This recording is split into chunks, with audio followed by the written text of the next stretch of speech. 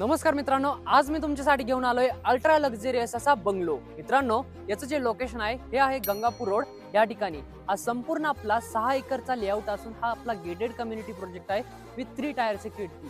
तुम्ही याचं front elevation बघू शकता, किती सुंदर असं याचं फ्रंट एलिव्हेशन आहे.